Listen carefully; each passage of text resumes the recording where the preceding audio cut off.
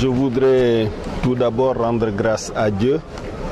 de l'opportunité qu'il nous offre à nouveau de partager cette journée de fête avec l'ensemble du peuple sénégalais et de la communauté musulmane du monde entier. Je voudrais vous présenter à vous et à tous les citoyens mes meilleurs vœux pour une excellente fête de Tabaski qui soit l'occasion de la guérison de tous les maux dont nous souffrons, dont la société sénégalaise souffre. Vous avez évoqué quelques points soulignés par l'imam dans son sermon, mais le cœur du sermon demeure la justice, l'équité, la droiture comme condition primordiale pour la sécurité dans une société. Puisque l'objectif fondamental de toute société, c'est d'endiguer la violence, c'est d'empêcher l'exercice de la violence. Et pour empêcher l'exercice de la violence, il n'y a qu'une seule solution, c'est que les gens ressentent la justice et l'équité au niveau des dirigeants. Toutes les dérives que nous déplorons, toutes ces injures, ne sont que des manifestations d'une colère. C'est comme des échappées de gaz d'une cocotte minute en ébullition. Il faut leur prêter une sérieuse attention et essayer de diminuer la colère qui prévaut au sein de la société sénégalaise.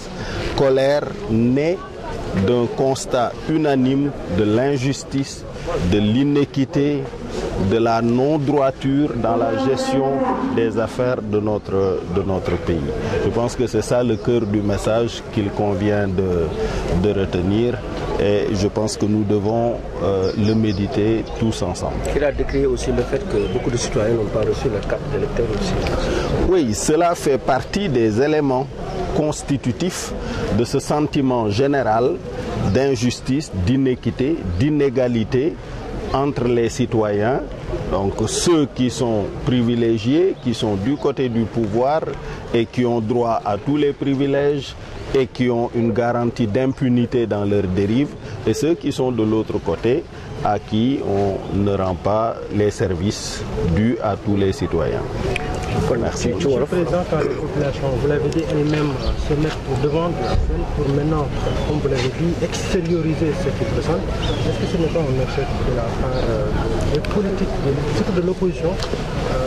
Apparemment, elles sont dessus des populations. Non, de toute l'élite dirigeante qui ne parvient pas justement à juguler cette violence qui règne dans la société et en particulier de ceux qui ont en charge la gestion des affaires du pays. Mais tout le monde y a sa part de responsabilité. Il faut en tout cas faire baisser cette tension-là, il faut faire baisser cette colère-là pour que cela ne génère pas une explosion.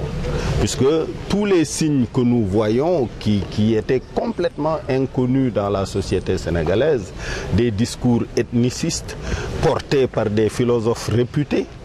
c'est très grave. Je pense que cela appelle en tout cas l'attention des autorités du pays pour que des efforts soient faits en direction de la diminution de cette tension.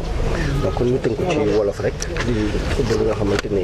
dégg nañ imam bi daf ko wax na lu bëri lu jëm ci wàllu saaga yi nemmeeku lu jëm ci tension yi ak aussi jafe-jafe yi nga xam ne mën nañ ko nemmeeku dem ci wàllu ay conflits yoo xam ne war na mën na ñëw ci réew mi bu fekkee ne jóg ñu ci. waaw ginnaaw bu ma leen nuyoo ziyaare leen balu leen àq baal leen àq ci tabaski gi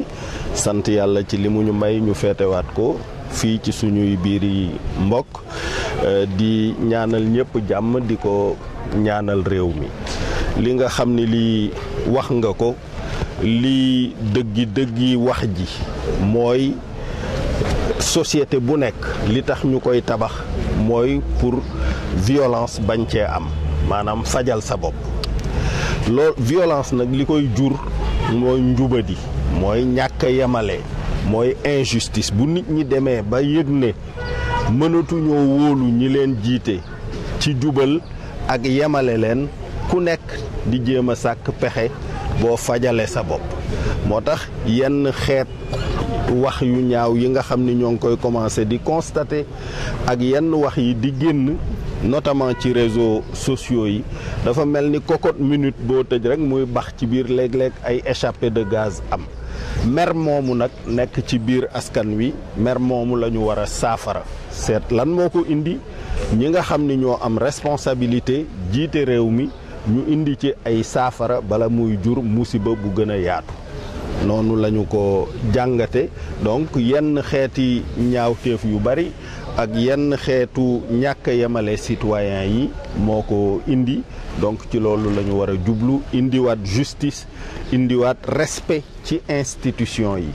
puisque mu ngi commencé ñàkk puisque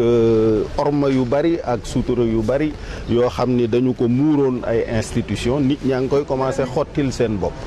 te loolu mën na jur musiba bu ñu ci indiwul saafara. jërëjëf askan wi demee bay waxal seen bopp te amoon ay cadre yoo xam ne ñoo doon jël yooyu en charge doyul waar. waaw loolu lu doy waar la ci ñi nga xam ni ñoo jiite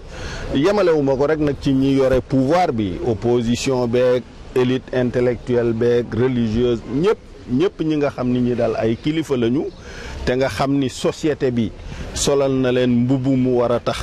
ñu mën a dimbali société bi ci violence bañ fee am